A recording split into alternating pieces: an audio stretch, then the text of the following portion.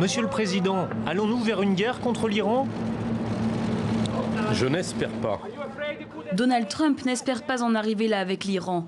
Et il accueillait à ce sujet son homologue suisse dans l'espoir qu'il puisse faire l'intermédiaire entre les deux États qui se renvoient la balle. Aujourd'hui, la situation semble sans issue.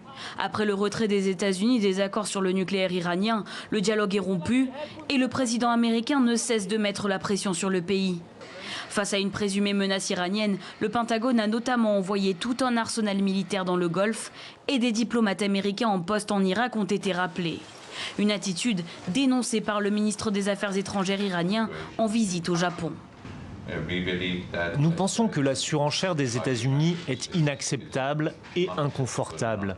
Comme vous l'avez souligné, nous exerçons la plus grande retenue, malgré le fait que les États-Unis se sont retirés des accords sur le nucléaire.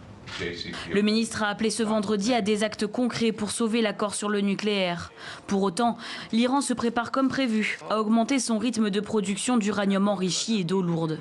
Le guide suprême de la révolution iranienne, l'ayatollah Ali Khamenei, a assuré mardi que Téhéran ne recherchait pas la guerre avec les États-Unis, mais a réaffirmé qu'aucun nouvel accord sur son programme nucléaire ne serait négocié avec les Américains.